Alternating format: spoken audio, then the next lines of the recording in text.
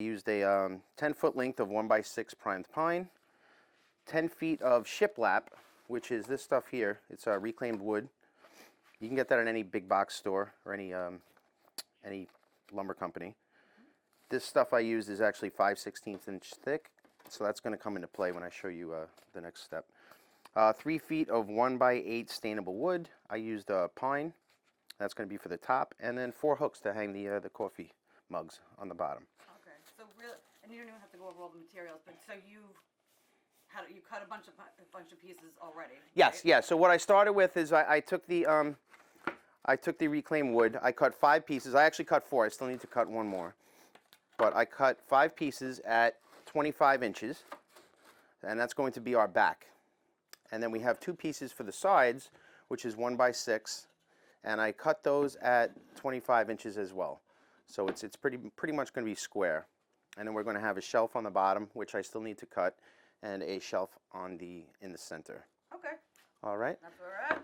Yep. All right, perfect. And I'll show how to do this. I had to Great. I had to put a channel in this that secures everything up in the back. Okay. So I'll show how to do that on the table saw.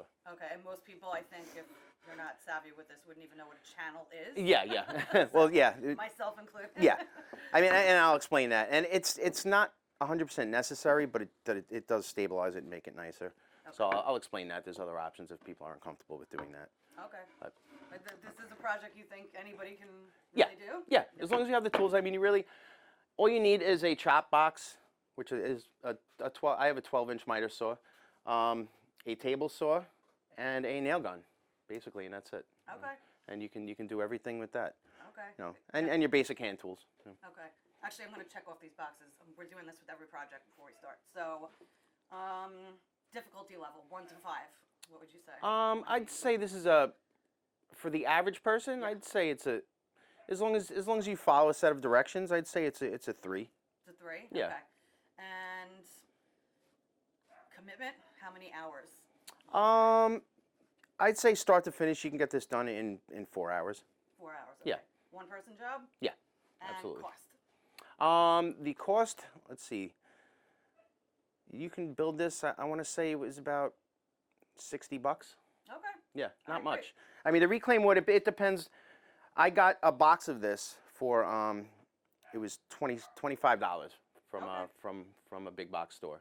Right. So and they give you random lengths, and I only needed 5 pieces at 24 inches, at 25 inches, so 2-foot pieces.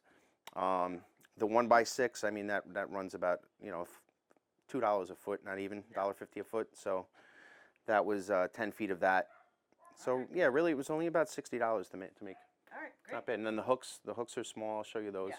Yeah. Those cost $2. All right, And then let's do it. yeah, all right. So our first step, I had already pre-cut these to 25 inches, like I said. I'm going to cut this one. This is the last piece I need to cut. So this is going to be used later. So you always want to square your edge up first.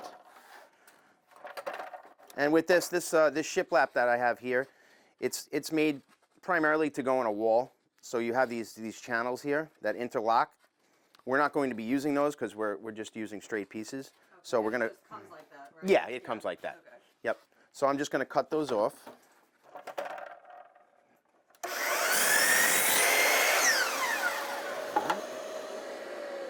So there's my square edge. I'm going to measure 25 inches.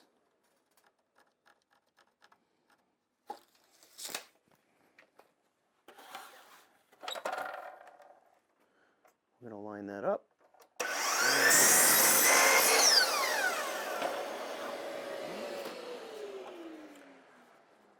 So now the shiplap here, you have an option. You can make it tight, which looks like this. I preferred to space it out. And what I did is I took this, it's called a combination square, and I marked out a 1/4 inch. Well, I wanted a 1/4 inch reveal here. So it ended up being 3/8 to find that 1/4 inch.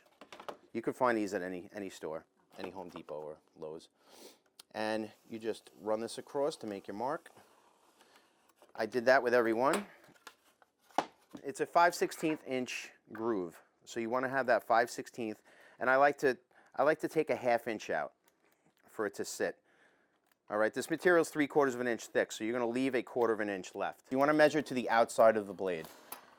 So you're going to measure 5/16, which is the little line right after the 1/4 inch mark, which is right there. Lock up the table saw, and now you want to make it 1/2 of an inch high. So you're just going to measure the blade. You want to go right to the center of the blade. And there's a little crank here. You can bring it down,